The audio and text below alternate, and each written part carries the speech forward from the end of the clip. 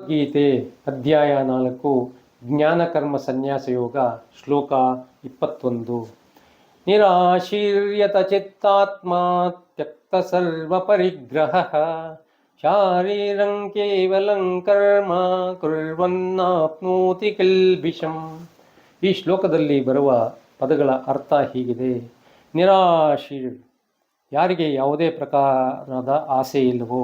ಯತಚಿತ್ತಾತ್ಮ, ಯಾರು ಅಂತಃಕರಣ ಮತ್ತು ಇಂದ್ರಿಯಗಳ ಸಹಿತ ಶರೀರವನ್ನು ಗೆದ್ದಿರುವರೋ.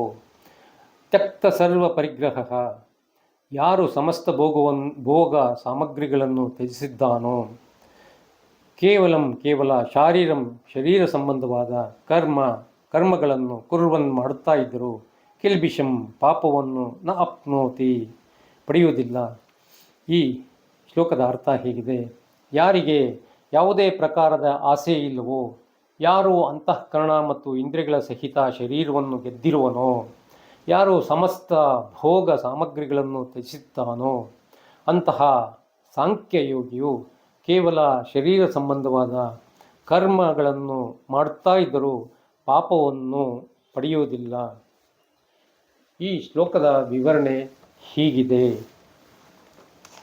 ಕೇವಲ ದೈಹಿಕವಾಗಿ ಮಾಡುವ ಕ್ರಿಯೆಗಳು ಪ್ರತಿಕ್ರಿಯೆಯನ್ನು ಉಂಟು ಮಾಡುವುದಿಲ್ಲ. ಕ್ರಿಯೆಗೆ ಪ್ರತಿಕ್ರಿಯೆಯು ಮಾನಸಿಕ ಹಾಗೂ ಬೌದ್ಧಿಕ ಕ್ಷೇತ್ರಗಳಲ್ಲಿ ಉಂಟಾಗುತ್ತವೆ ಎಂದು ಹಿಂದೆಯೇ ತಿಳಿಸಿದೆ. ಅಹಂಕಾರದಿಂದ ಕೂಡಿ ನಾವು ಕ್ರಿಯೆ ಎಸಗಿದರೆ ಅಂತಹ ಕ್ರಿಯೆಯು ತನ್ನ ಪ್ರತಿಕ್ರಿಯೆಯನ್ನು ವ್ಯಕ್ತಪಡಿಸುವುದು. ಆತ್ಮನು ಶರೀರ, ಮನಸ್ಸು ಮತ್ತು ಬುದ್ಧಿಗಳಲ್ಲಿ ತಾದಾತ್ಮ್ಯ ಭಾವವನ್ನು ಬೆಳೆಸುವುದರಿಂದ ಅಹಂಕಾರದ ಉತ್ಪತ್ತಿಯಾಗುತ್ತದೆ. ಹೊರಗಿನ ವಿಷಯ ಸುಖವನ್ನು ಪಡೆಯುವ ಆಶೆಯಿಂದ ಅದು ವೃದ್ಧಿಯಾಗುತ್ತಾ ಹೋಗುತ್ತದೆ.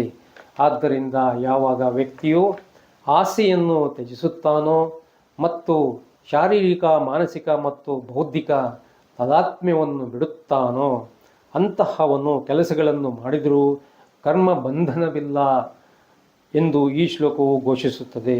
ಅಹಂಕಾರ ಕೊನೆಗೊಂಡಾಗ ಅಂತಹ ವ್ಯಕ್ತಿಯು ಮಾಡಿದ ಕರ್ಮವು ಮಾನಸಿಕ ಹಾಗೂ ಬೌದ್ಧಿಕ ಮಟ್ಟಗಳಲ್ಲಿ ವಾಸನೆಯನ್ನು ಉತ್ಪತ್ತಿ ಮಾಡುವುದಿಲ್ಲ. ನಾನು ನಿದ್ರಿಸುವಾಗ ಬೆತ್ತಲೆಯಾದರೆ ಅದು ಅಶ್ಲೀಲ ವರ್ತನೆ ಎನ್ನಿಸುವುದಿಲ್ಲ. ನಿದ್ರೆಯಲ್ಲಿ ನನ್ನ ಮಗುವನ್ನು ನಾನು ಒದ್ದರೆ ಮಗುವಿನ ಬಗ್ಗೆ ನಾನು ಕ್ರೂರವಾಗಿ ವರ್ತಿಸಿದೆ ಎಂದು ಆಗುವುದಿಲ್ಲ.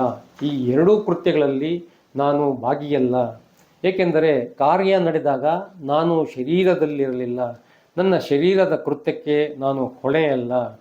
ಅಹಂಕಾರವಿದ್ದಾಗಲೇ, ಅರ್ಥಾತ್ ನಾನು ಶರೀರದೊಡನೆ ಒಂದಾದಾಗ ಮಾತ್ರವೇ ನಾನು ಮಾಡಿದೆ ಎಂಬ ಭಾವ ಬರುತ್ತದೆ. ಎಲ್ಲಿ ಅಹಂಕಾರ ಇರುವುದಿಲ್ಲವೋ ಅಲ್ಲಿ ನಡೆಯುವ ದೈಹಿಕ ಕ್ರಿಯೆಯು ಯಾವ ಪರಿಣಾಮವನ್ನು ಉಂಟು ಮಾಡುವುದಿಲ್ಲ ಎಂಬುದು ಇದರಿಂದ ಸ್ಪಷ್ಟವಾಗುತ್ತದೆ. ಆತ್ಮ ಸಾಕ್ಷಾತ್ಕಾರ ಮಾಡಿಕೊಂಡಿರುವ ಪ್ರಾಜ್ಞನ ಕ್ರಿಯೆಗಳು ಅವನನ್ನು ಬಂಧಿಸುವುದಿಲ್ಲ, ಏಕೆಂದರೆ ಅವನಿಗೆ ಕರ್ತೃತ್ವ ಭಾವನೆ ಇಲ್ಲ. ಅವನ ಮುಖಾಂತರ ಕರ್ಮಗಳು ಹರಿಯುತ್ತವೆಯಷ್ಟೇ.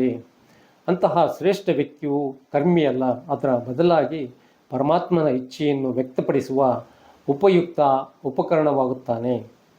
ಪಿಟೀಲು ವಾದ್ಯದಿಂದ ಹೊರಸೂಸುವ ಸಂಗೀತವು ಮಧುರವಾಗಿಲ್ಲದಿದ್ದರೆ ಕೇಳುವ ಜನತೆ ಪಿಟೀಲನ್ನು ತರಾಟೆಗೆ ತೆಗೆದುಕೊಳ್ಳುವುದಿಲ್ಲ, ಅದನ್ನು ನುಡಿಸುವವನನ್ನು ಬೈಯುತ್ತಾರೆ. ಪಿಟೀಲು ತನ್ನಷ್ಟಕ್ಕೆ ತಾನೇ ಸಂಗೀತ ಹೊರಸೂಸುವುದಿಲ್ಲ, ಅದರ ತಂತಿಗಳ ಮೇಲೆ ನುಡಿಸುವವನ ಕೈ ಬೆರಳುಗಳ ಚಮತ್ಕಾರವು ಮಧುರ ನಾದವನ್ನು ಹೊರಸೂಸುತ್ತದೆ. ಅಹಂಕಾರವಿಲ್ಲದ ಪರಿಪೂರ್ಣ ವ್ಯಕ್ತಿಯು ಇಂತಹ ಒಂದು ಅದ್ಭುತ ಉಪಕರಣ. ಅವನ ಮೂಲಕ ಪವಿತ್ರವಾದ ವಾದ್ಯಗೋಷ್ಠಿ ಪರಮಾತ್ಮನ ಇಚ್ಛೆಯಂತೆ ಪ್ರಾಮಾಣಿಕವಾಗಿ ಹೇಳಿಬರುತ್ತಿರುತ್ತದೆ. ಪರಿಪೂರ್ಣನಾದ ಗುರುವು ತನ್ನ ಮೇಲೆ ಒಂದು ಒಳ್ಳೆಯ ಅಥವಾ ಕೆಟ್ಟದ್ದನ್ನು ತಂದುಕೊಳ್ಳಲಾರ. ಆತ್ಮ ಸಾಕ್ಷಾತ್ಕಾರ ಮಾಡಿಕೊಂಡಿರುವ ವ್ಯಕ್ತಿಗೆ ಮಾಡಬೇಕಾದ ಕರ್ಮಗಳು ಯಾವುದೂ ಇಲ್ಲದಿದ್ದರೂ ಶರೀರಧಾರಣೆಗಾಗಿ ಕೆಲವು ಕರ್ಮಗಳನ್ನು ಮಾಡುತ್ತಿರುತ್ತಾನೆ. ಆದ್ದರಿಂದ ಅವನಿಗೆ ಯಾವ ರೀತಿಯ ಬಂಧನವೂ ಇಲ್ಲ ಎಂಬುದನ್ನು ಪರಮಾತ್ಮ ಹೇಳುತ್ತಾನೆ.